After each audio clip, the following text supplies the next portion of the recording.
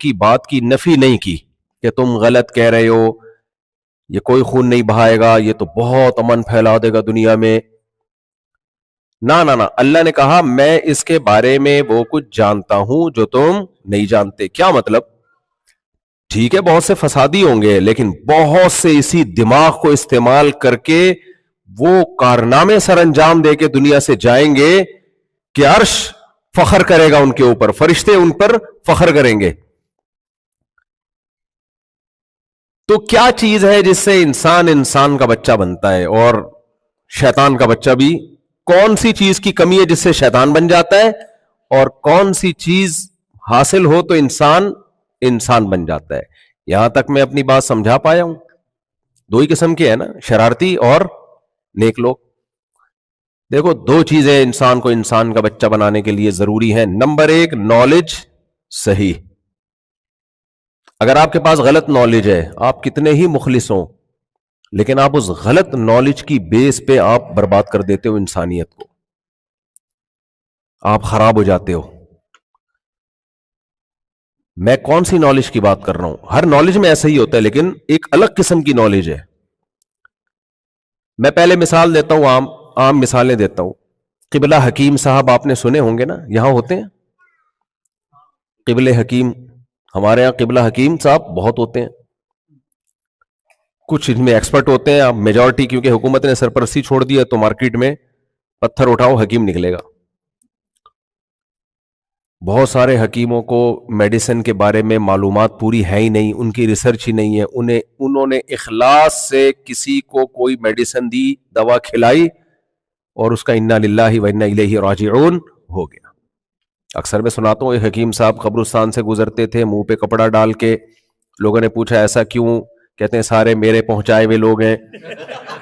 ہیں بھائی, یہ سارے کس کے پہنچائے ہوئے لوگ ہیں؟ میرے پہنچائے ہوئے لوگ ہیں. کتنی دفعہ ایسا ہوتا ہے ڈاکٹر غلط علاج کی بیس پہ مریض کو مار دیتا ہے, حالانکہ ڈاکٹر کا ارادہ نہیں ہوتا, علم کامل نہیں ہوتا, اس کو پتہ نہیں ہوتا یار یہ وہ والا بخار نہیں ہے. یہ ہمارے ایک دوست کی ڈیتھ ہوئی ہے, بخار آیا ہوا تھا, ڈاکٹر نے تو ٹیکا لگایا, ان کی انجیکشن لگایا بالکل اخلاص کے ساتھ, کوئی دشمنی نہیں تھی, وہ ان کا انا للہ ہو گیا. بعد میں پتہ چلا بھائی یہ والے بخار میں یہ والا نہیں لگاتے. تو بہرحال اس بیچارے کا تو انتقال ہو گیا. تو جیسے صحیح نالج اگر آپ کے پاس نہیں ہے تو آپ ڈاکٹر ہو کے بھی لوگوں کا بیڑا غرق کرو گے, بلکہ زیادہ بیڑا غرق کرو گے, کیونکہ لوگ آتے ہی آپ کے پاس ہیں. کوئی آپریشن کے لیے قصائیوں کے پاس نہیں جاتا, سب کس کے پاس آتے ہیں؟ ڈاکٹر کے پاس. اگر وہی ٹھیک نہیں ہے تو وہ تو لائن لگا دے گا جنازوں کی.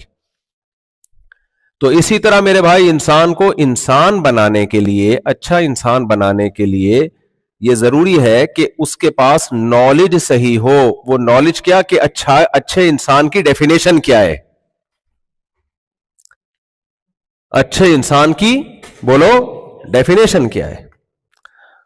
ابھی مسئلہ یہ ہو رہا ہے ہمارے ساتھ کہ ہمیں اچھے انسان, جس کو آپ لوگوں کی زبان میں نائس پرسن کہتے ہیں, نائس پرسن کی ڈیفینیشن میں ہی بہت اختلاف پیدا کر دیا گیا ہے. کسی کی نظر میں اچھا انسان وہ ہوتا ہے جو دوسروں کا خیال رکھے. بھائی یہ اچھے انسان کا ایک جزو ہے. کسی کی نظر میں اچھا انسان وہ ہوتا ہے جو صدقہ اور خیرات کرے. کیا خیال ہے بھائی؟ کسی کی نظر میں اچھا انسان وہ ہوتا ہے جو سر پہ ٹوپی پہنے. مسجدوں میں مولوی صاحب دیکھتے ہیں نا, ٹوپی جس کے سر پر ہے, چل بھائی تو اچھا انسان ہے. ہاف ٹی شرٹ پہنی ہوئی ہے, پینٹ شرٹ پہنی ہوئی ہے, چل بھائی کہاں کھڑا ہو جا. یہاں مجھے نہیں پتا, پاکستان میں تو بہت ہوتا ہے ایسے, چل بھائی پیچھے چلا جا. بلکہ مسجد میں تو سب سے اچھا انتہائی عظیم انسان وہ ہے جو چندہ زیادہ دیتا ہے. وہ تو انتہائی ہر جگہ ہے. باپ کی نظر میں سب سے اچھا انسان اس کائنات میں وہ ہے جو پیسے کما کے لائے. ماں کی یہ تو بس ایسی ڈیفینیشن کر دی کہ اس کے بعد تو اب ختم. چاہے کتنا بدتمیز ہو, کسی سے تمیز سے بات نہ کرتا ہو, کپڑے بغیر اس طریقے پہنتا ہو, بلکہ پہنتا ہو یا نہ ہو اس میں بھی کوئی مسئلہ نہیں ہے, اگر وہ کما کے اماں اور ابا کو کھلاتا ہے تو وہ دنیا کا عظیم ترین بولو انسان. اب دیکھو ایک آدمی نے اپنے بچوں کا تعارف کروایا, یہ میرا بیٹا ڈاکٹر ہے, یہ میرا بیٹا انجینئر ہے, یہ میرا بیٹا سائنٹسٹ ہے, یہ چور ہے. اس نے کہا اس کو رکھا ہوا کیوں؟ کہہ رہے کماتا صرف یہی ہے, کماتا صرف یہی ہے. تو بھائی اما ابا کو تو آج کل کمانے سے مطلب ہوتا ہے, تو جو کما کے کھلائے گا عظیم انسان ہے. اور یہ ہم ابھی ہنس رہے ہیں, حقیقت بتاؤں اگر یہ ہو جائے نا تو ہم بھی اسی کو, دیکھو اکثر چور سیاستدان جیتتے ہیں, میں ڈونلڈ ٹرمپ کے علاوہ کی بات کر رہا ہوں, اکثر دنیا میں ایسا ہوتا ہے. ابھی میں امریکہ میں ہوں اس لیے میں ڈونلڈ ٹرمپ کے علاوہ کی بات کر رہا ہوں. کیوں جیتتے ہیں؟ عوام کو خرید لیتے ہیں. وہ پاکستان میں تو ایسا بہت ہوتا ہے, آپ سب کو پتا ہے. عوام کو کیا کرتے ہیں, جائیدادیں ضبط کی, ادھر سے غریب کا خون چوسا, ادھر سے غریب کا خون چوسا, اور ہوتے ہوتے اتنا پیسے سے پھر خرید لیے لوگ اور جیت گئے. تو ان لوگوں کی نظر میں تو وہ بہت اچھا ہے بھائی, اس نے ان کو پیسہ دیا ہے تبھی وہ اس کو ووٹ دے رہے ہوتے ہیں. تو یہ اتنا اہم ٹاپک ہے نا, اچھائی کی ڈیفینیشن کیا ہے, بہت, اس کے بغیر تو آپ, اگر آپ کے پاس صحیح نالج نہیں ہے تو اگلا مرحلہ کہ اس اچھائی پہ چلنے کے لیے موٹیویشن کیا ہے, وہ تو پہلے ہی پروگرام بڑھ گیا نا, جب آپ کو پتہ ہی نہیں اچھا کسے کہتے ہیں برا کسے کہتے ہیں. آج کل موٹیویشنل اسپیکرز جو ہے وہ بہت دولت کمانے کی بڑی ترغیبیں دے رہے ہیں. اچھی بات ہے, کمانی چاہیے, مسلمان غربت سے نکلے تو فائدہ ہی ہوگا اسلام کو, لیکن وہ اتنی ترغیبیں کہ غریب آدمی یہ سمجھتا ہے کہ اچھا انسان اسے کہتے ہیں جس کی جیب میں پیسہ ہو, اور جس کے پاس کھانے کو روٹی نہیں ہے وہ اچھا انسان ہی نہیں ہو سکتا. او بھائی یہ کدھر سے تم لے کر آ رہے ہو چیزیں مارکیٹ میں یار؟ اگر ایسا ہے تو موسیٰ علیہ الصلوۃ والسلام تو مسکین تھے اور فرعون بہت مالدار تھا اور تانے دیا کرتا تھا موسیٰ علیہ السلام کو, لولا القی علیہ اسورۃ من ذہب ہذہ الانہار تجری من تحتی, میرے نیچے نہریں بہتی ہیں, میرے اتنے بڑے بڑے محلات ہیں. اور موسیٰ علیہ السلام تو معاذ اللہ مسکین 10 سال تو بکریاں چرائی ہیں شادی کے لیے. رشتہ جب ملا ہے کہ جب یہ معاہدہ کیا کہ آپ 10 سال بکریاں چرائیں گے. اگر موسیٰ علیہ السلام کے پاس لاکھوں روپے مہر ہوتا تو کیا ضرورت تھی 10 سال بکریاں چرانے کی؟ کچھ بھی نہیں. مسکین کہا کہ 10 سال بکریاں چرائیں گے تو آپ کو اپنی بیٹی دوں گا میں, کیونکہ ان کے والد کو بھی ضرورت تھی. انہوں نے کہا ذالک بینی و بینک, قبول ہے بھائی, یہ پیشکش مجھے قبول ہے. تو فرعون کو دیکھو ایک طرف, موسیٰ علیہ السلام کو دیکھو, آپ بتاؤ اچھے انسان کون تھے؟ موسیٰ علیہ السلام تھے, حالانکہ مسکین تھے. ہمارے نبی صلی اللہ علیہ وسلم کے گھر 40 دن چولہا نہیں جلتا تھا. آپ سے زیادہ اچھا اس کائنات میں کوئی ہو سکتا ہے؟ نہیں. اچھا, یہاں بھی کچھ لوگوں کا دماغ خراب ہو جاتا ہے جب وہ یہ سیرت پڑھتے ہیں. حضرت موسیٰ علیہ السلام بھی مسکین, سید الانبیاء صلی اللہ علیہ وسلم تو مسکینوں کے سردار, گھر میں چولہا ہی نہیں جلتا تھا. اور صحابہ کے واقعات کہ حضرت عمر رضی اللہ تعالیٰ عنہ کے کپڑوں پر اتنے سارے پیوند لگے ہوتے تھے. تو اس سے وہ دماغ میں یہ ذہن میں رکھ لیتے ہیں کہ اچھا مالدار آدمی تو اچھا ہو ہی نہیں سکتا, اچھا ہونے کے لیے غریب ہونا ضروری ہے. یہ بھی غلط ہے میرے بھائی. وہ یہ سمجھتے ہیں کہ اچھا ہونے کے لیے کیا ہونا ضروری ہے؟ غریب. مالدار تو اچھا ہو ہی نہیں سکتا. تبھی تو لوگ کمنٹس کر رہے ہوتے ہیں, یہ دیکھو اتنی بڑی بڑی گاڑیوں میں گھوم رہے ہیں, یہ دیکھو بزنس کلاس میں سفر کر رہے ہیں, لے کے گھوم رہے ہیں. خواتین بیان سن رہی ہیں نا, تو یہ کہاں سے اچھے انسان ہو سکتے ہیں بھائی؟ تو وہ بڑا مسئلہ ہے, پھر خواتین بھاگ جاتی ہیں, بیان نہیں سنتی وہ. تو یہ کیا ہے, یہ تو بڑی لگژری لائف ہے. ابھی میں دیکھ رہا تھا, وہ کوئی پچھلے دفعہ امریکہ میں بیان ہو تو سیکیورٹی ذرا سخت تھی, تو لوگوں نے کہا یہ کون سا اسلامی طریقہ ہے یار اتنے پروٹوکول میں. تو کسی نے نیچے لکھا تھا بھائی یہ لوگوں نے جنہوں نے بیان کروایا انہوں نے یہ گارڈ لگا دیے ساتھ میں. تو یہ کیا ہے بھائی, بریانی کھا رہے ہیں, نہاری کھا رہے ہیں. تو یہ بھی غلط انفارمیشن ہے. فرعون برا اس لیے نہیں تھا کہ مالدار تھا, فرعون برا اس لیے تھا کہ ظالم تھا. اگر مالدار ہونا برا ہوتا تو سلیمان علیہ السلام کی دولت کے بھی تو اللہ نے واقعات بیان کیے قرآن میں. یوسف علیہ السلام تو مصر کے بادشاہ بن گئے, اور فرعون جو تھا سلیمان علیہ السلام کی تو ایسے ہی اللہ نے دولت کے وہ محل اتنا عالی شان بنایا ہوا تھا, وہ جھونپڑا بھی تو بنا سکتے تھے رہنے کے لیے.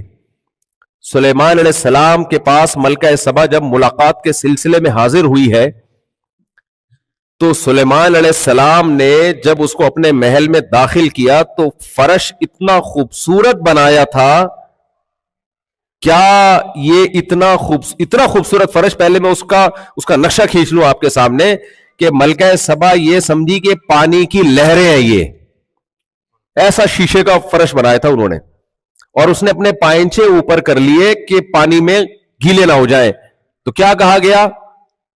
سرحم ممردم من قواریر، یہ بھائی شیشے جڑے ہوئے ہیں اس میں، یہ پانی نہیں ہے. اتنا لگژری فرش بنانے کی سلیمان علیہ السلام کو کیا ضرورت تھی بھائی؟ کیا خیال ہے بھائی؟ آپ کا کیا خیال ہے؟ سلیمان علیہ السلام نے اتنا لگژری محل بنایا تو کپڑے پیون زدہ ہوں گے ان کے؟ کپڑا بھی تو اسی حساب سے ہوگا، تخت بھی تو اسی حساب سے تھا.